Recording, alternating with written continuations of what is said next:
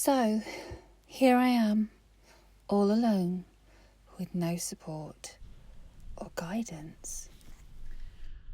Just to give you a recap, I had a heart attack and didn't know it. I had an angiogram and was sent home with support from carers. Then after 2 weeks, I got left with nothing. Well, apart from a bottle of GTN spray, a load of leaflets and more tablets. That pretty much sums up where we are right now. I looked at the list of what would happen in cardiac rehab and decided that the first thing I needed to do was read the leaflets. The first one covered risk factors. These are divided into two sections. The first ones are the ones that you can change with medication and lifestyle changes, and the second list are things that you can't alter.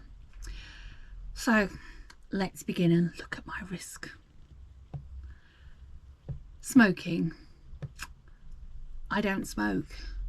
Both of my parents and my two brothers all died of cancer, so smoking is a no-no for me. If I did, then this would definitely be something that would have to stop. Don't get me wrong, I did smoke very briefly in my late 40s, early 40s, but it stopped. It was a one-off thing. Next one, high cholesterol. My cholesterol checks had always been normal, had been the operative word. In hospital they'd done a test and my cholesterol was high, so that was something that needed to be looked at. Diabetes. Despite being overweight, this has never been an issue for me, and nurses are always shocked when they get the results of my test. I used to work in renal screening and I'm fully aware of the risks around this, so this was something that I actually knew something about. They took my bloods on day one, and again they were shocked and wanted to do the test again, just to be on the safe side. I do actually keep a regular check of my blood levels and put the results into my Fitbit app on the phone, and they're fine. But let's see what it is today. Oops. Oh! Am I getting enough blood? I'm holding this away from you so that you don't have to see.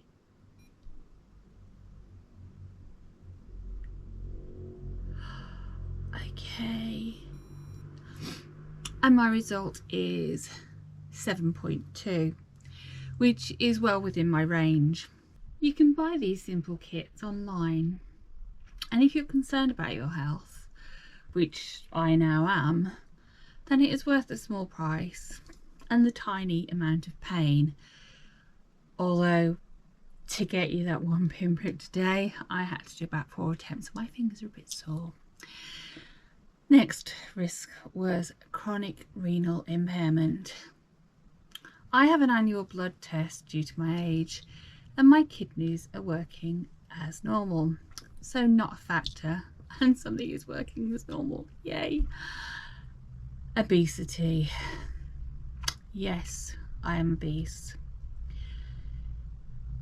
My relationship with food is going to be a whole episode, so I won't bore you with that now, because there is a lot to cover, and I like to keep these episodes short and sweet, and that wouldn't be either. Next, unhealthy eating patterns. Yes, I am guilty of this.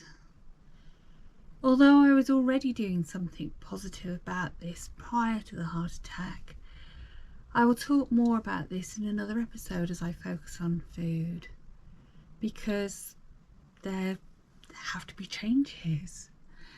I've always had a sweet tooth. As a child, finished dinners would always be rewarded with a sweet treat, whether that was fruit or ice cream. Meals were always finished that way. and I've continued to do that. Normally a pot of something from the fridge, but always sweet.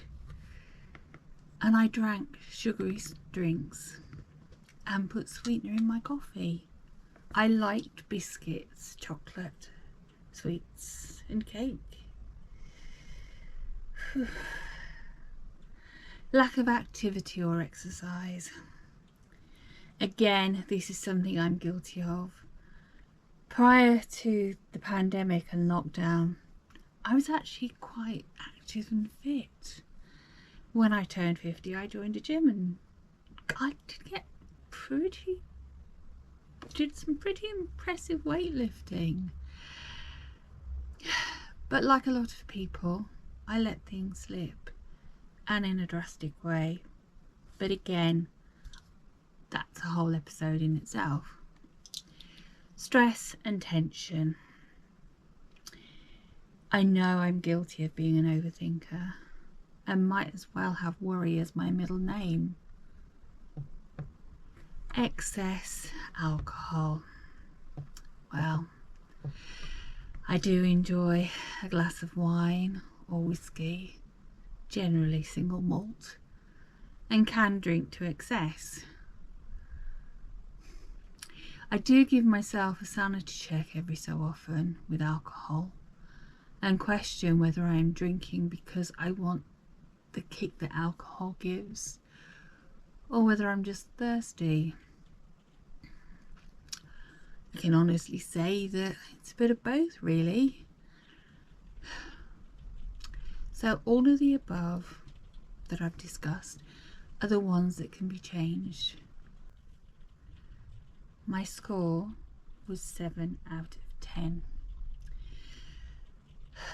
Not great, eh? I will go through each of these in more detail so that you can get to know more about me and my journey, which after all is what you're all here for, right? Now for the things that you can't change. First one, gender. Men have a higher risk of developing coronary and other vascular disease. Us women are protected by our hormones until we reach the menopause. And as menopause is on my current list, age was against me, which just happens to be the next risk factor. Age. Seems that the older you get, the more your chances of getting coronary disease. Family history. This should be an area that I know stuff about, but sadly I do not. So, where do I start? I think the important one is going to be medication. This is where I have a confession to make.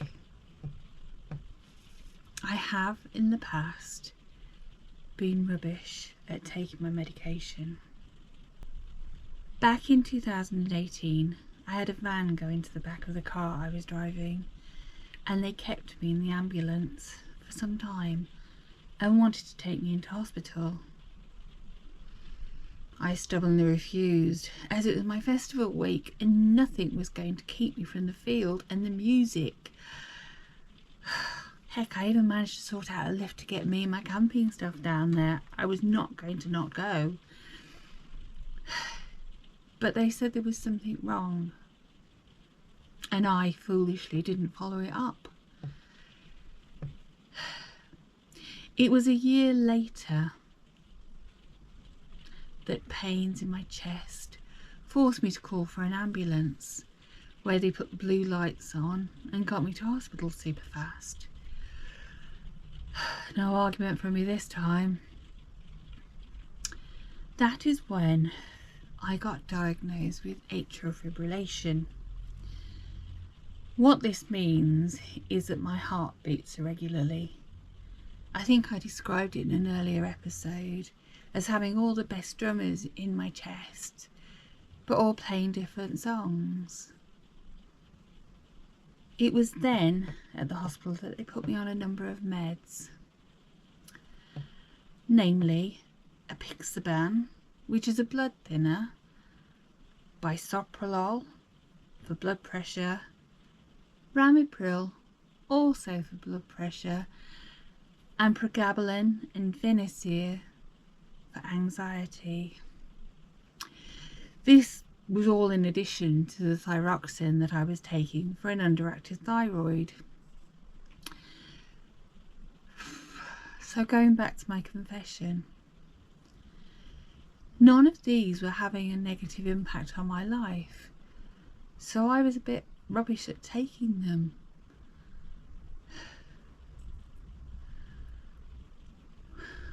On the day that I had my heart attack, I was in Wales, as you know, and didn't have any meds on me, which is why Jules had to go out to get the dispersible aspirin. It was this that dissolved the blood clot in my heart and started doing damage to both my heart and any other internal organs that it may have caused damage to, including a stroke, amongst other things.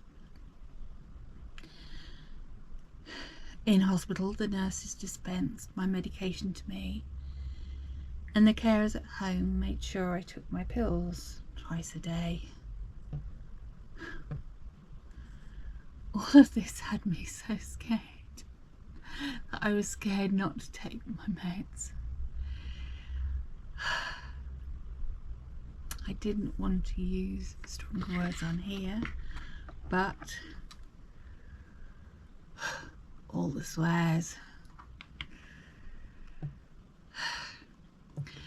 The hospital had also put me on aspirin to thin my blood, lansoprazole to prevent stomach acid, which was a side effect of the blood thinners, and finally statins to help my cholesterol. Oh, and my GTN spray. My doctor had recently prescribed me with codeine for pain that I was to intersperse with paracetamol, which I bought over the counter. All of these were to be taken at different times of day, with the exception of the painkillers and GTN that were to be taken as needed. So to stop the confusion, I bought a number of these little packs where I could sort out my pills every day. What I find the easiest is to sort them out every couple of weeks. And now I don't leave the house without a couple of them in my bag, just in case anything happens. I'm not being fatalistic or anything, but just a bit more practical. I put everything onto a spreadsheet, including when to reorder from my GP. It didn't help that one of my meds is controlled, so I can only have a certain amount every month rather than ordering them all together, excuse me. Then I put daily alarms on my phone. This was the first thing I prioritised. I had to start taking my meds whilst everything else was important. Admitting my personal failure and rectifying this was the first step. If I could make sure I got that right, then I could tackle all the rest of them in due course. Right? So, what next, eh? Join me next time when I look at everything else and try not to be overwhelmed by it all. If you like what I'm doing, then it would be great if you could like, comment, subscribe and share with anyone you think may find this interesting. Also, if you ring the bell, you'll get notifications when I upload my next video.